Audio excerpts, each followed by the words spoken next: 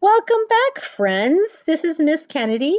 We're going to read another chapter of The Mouse and the Motorcycle.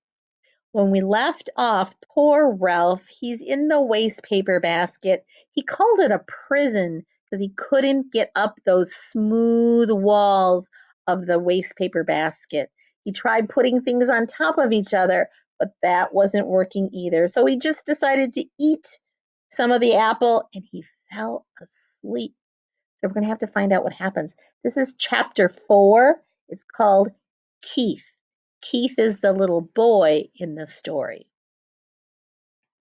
Ralph did not know how much time had passed before he was awakened by the lamp on the bedside table shining down on him.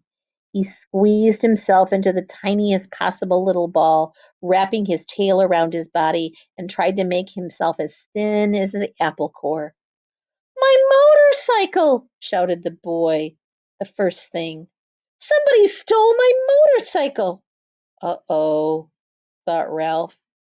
It wouldn't be long now. "Nobody stole your motorcycle," answered the boy's mother from room 216. "It's around someplace. You just mislaid it. You can find it in the morning. You had better get ready for bed now." "No, no, no, I did not mislay it," insisted the boy. "I put it right here on the table beside my sports car." "You'll find it someplace," said his mother, not much interested. Boys are always losing things. While Ralph cowered behind the apple core, Keith opened the drawer of the bedside table and slammed it shut. He jerked back the bedspread and yanked the pillows off the bed and threw them back. And then he got down on his hands and knees and looked under the bed and the table. Ralph wrapped his tail tightly around his body. "Here it comes," he thought. The boy's face appeared in the opening at the top of the waste basket. Ralph's heart raced like a motor. "Ha!" said the boy to himself. "Here it is. I wonder how it got here there." His hand came down into the basket to seize the motorcycle and lift it out. Still leaning over the waste basket, he examined the bent handlebar and the chipped paint. "That's funny," he remarked out loud. "It must have rolled off, but I just don't see how it could." The boy did the natural thing for a boy to do. He looked into the wastebasket again. Ralph closed his eyes tight and waited. He wished he had not eaten so much of the apple core. If he had not been so greedy, the core would have been much thicker and he would have been much thinner.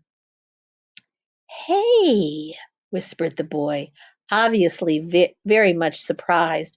"How did you get in here?"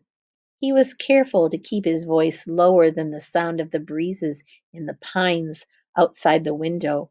Ralph did not move. He was grateful to the boy for not touching the apple core, even though it was really no protection at all. "Psst, psst," whispered the boy. "Are you asleep?" Still Ralph remained motionless, except for a slight quiver of his whiskers, which he was unable to control. The boy was silent, but the mouse could feel the rhythmic drafts of his breathing. The boy must be thinking, but what was he thinking? That was what was worrying Ralph. "No," said the boy to himself. "No, it can't be." "Can't be what?" wondered Ralph, who was beginning to feel cramped from crouching behind the apple core. "Hey, wake up!" whispered the boy. That was the last thing Ralph wanted to do. "Come on," pleaded the boy. "I won't hurt you." Ralph considered. After all, what did he have to lose? If he stayed in the wastebasket, he was most certainly going to get dumped into the incinerator. He might as well come out from behind the core. If he did, he might find some opportunity to escape. Cautiously, he moved his head from his paws and opened one eye. The boy was smiling down at him. Encouraged, Ralph opened the other eye and lifted his head. "That's the stuff," encouraged the boy. "Now come on, tell me, did you or did you not ride my motorcycle off the bedside table?" That took Ralph by surprise. He had not expected the boy to guess what happened. Well, yes, I guess you might say I did, confessed Ralph, rubbing the achy muscles. I thought so. Neither the mouse nor the boy was the least bit surprised that each could understand the other. Two creatures who shared a love for motorcycles naturally spoke the same language. That must have been some accident. Did you get hurt much? Oh, some, answered Ralph with a display of bravado. Anyway, I didn't exactly ride it. I really just coasted off. The telephone rang and it startled me. Now, how about getting me out of here? Just a minute, said the boy. How did you get up here in the first place? Climb, silly. On the telephone cord. Ralph instantly regretted his rudeness. He had better watch his tongue if he expected any help in escaping from the wastebasket. Oh, of course, said the boy apologetically. I shall have I should have thought of that myself. At that moment there came a quick knock on the door of room 215 and a rattle of a key. "Help!" cried Ralph. "The maid! Don't let her see me!"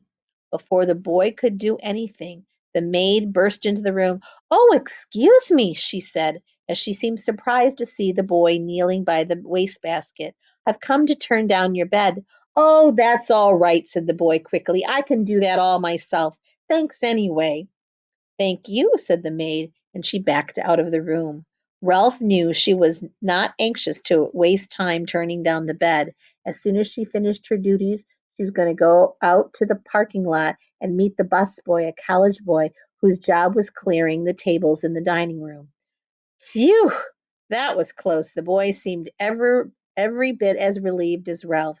"I'll say," said the mouse. "Keith," called his mother from the other room. "Are you getting ready for bed?" Sorta," answered Keith. "You better come in our bedroom and take a bath," said his mother. "Aw, gee, Mom, do I gotta?" asked Keith. "Yes, you do," said his father. "And don't forget to brush your teeth," said his mother. "I won't," promised Keith. Then he whispered to Ralph, "You just lie low. I'll hurry and take a bath and get into bed and turn out the light. And after Mom comes and kisses me good night, we can talk some more." Lie low, indeed. Ralph was indignant. He couldn't lie much lower if he wanted to. He certainly did not want to sit around waiting to talk. He wanted to get out of that waste paper basket. Once he was out, he would see about talking, but not before. Ralph could hear the boys splashing in room 216 bathtub and then hastily brushing his teeth in the 215 wash basin. After there was a sound of suitcases being opened and clothes dropped on the floor, the boy hopped into bed, and to Ralph's relief, the light was turned out. In a moment, Mrs. Gridley came in to kiss her son good night. "Good night, Mom," said the boy, sounding as if he were already drowsy. "Good night, Keith," said his mother. "It looks as if we are going to have to stay here a few days. Your father refuses to budge." "Oh, that's okay," muttered Keith, giving the impression that he was almost sleepy. "Good boy," said his mother. "You're a good sport." "Good night, son," said the boy's father from the doorway between the two rooms. Keith did not answer. Instead, he breathed slowly and deeply, and as Ralph thought, a bit too noisily. There was no sense in overdoing things. As soon as all was quiet in the next room, the boy swung his legs out of the bed and fumbled around in his suitcase and shone a flashlight into the wastebasket. Almost blinded by the unexpected light, Ralph held his paws over his eyes. "Hey, cut it out!" He could not remember to be polite. "Oh, sorry." The boy laid the flashlight on the bed, where its beam shone across the wastebasket rather than into it. "That's better," said Ralph.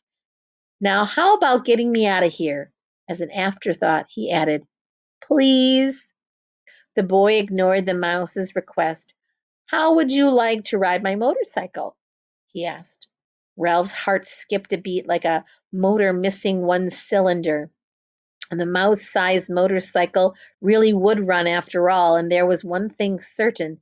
Since the motorcycle would run, the boy could not expect him to ride around the bottom of a wastebasket. "Sure," Ralph tried to sound calm. The important thing was to get out of the prison. He braced himself, dreading the touch of the boy's hand on his fur. To Ralph's surprise, the boy did not reach in and grab him. Instead, he lowered and gently tipped his hand uh, so that the waist so that the wastebasket was on its side, permitting Ralph to walk to freedom with pride and dignity. Thanks, said Ralph, genuinely grateful for the consideration. I believe you're okay. Sure, I'm okay, said the boy, setting his motorcycle down beside Ralph. Did you think I wasn't? You never can tell, Ralph said, with his paw on his handlebar of the motorcycle. It's a real beauty, even with its bent handlebar. I'm sure sorry about that.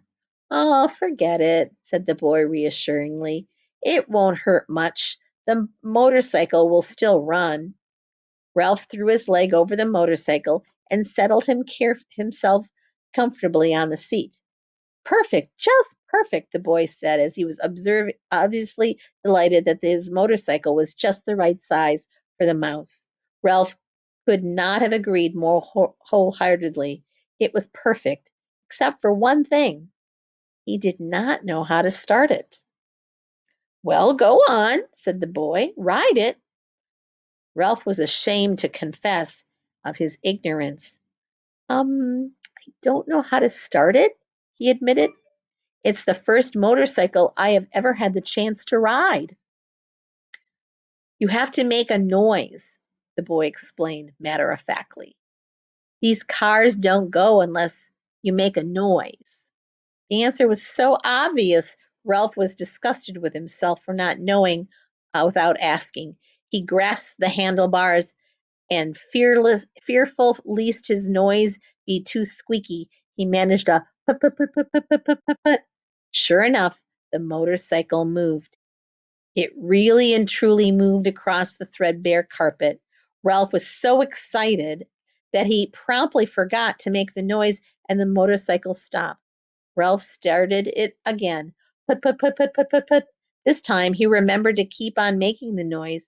He sped off into a square of moonlight on the carpet and found a good threadbare spot without any bumps.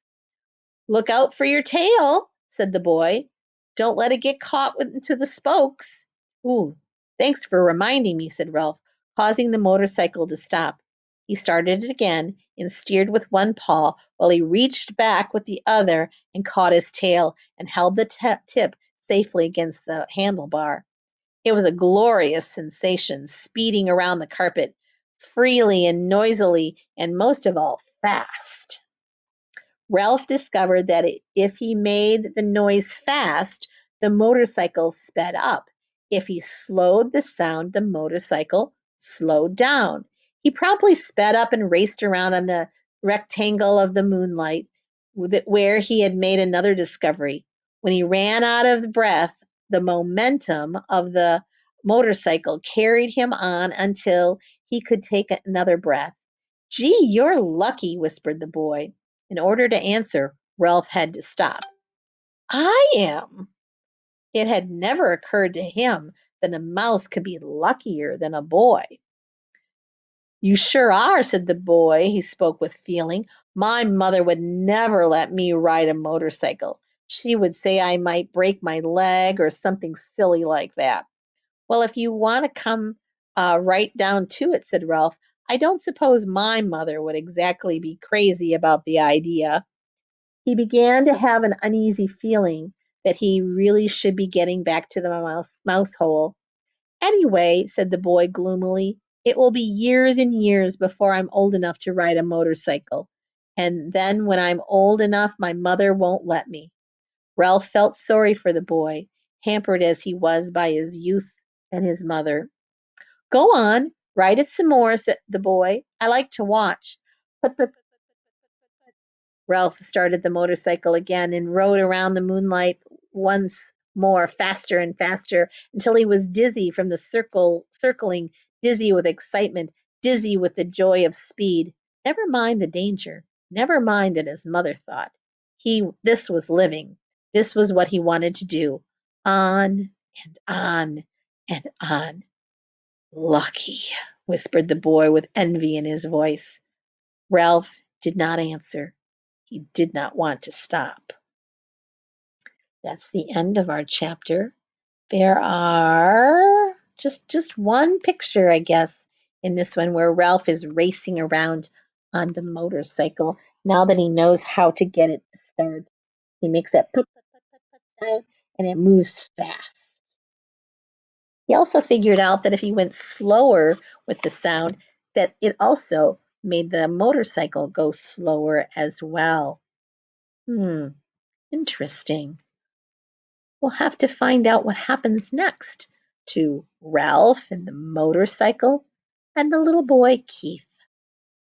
Sounds like we've got a friendship starting here. Well, readers, until next time, I say goodbye to you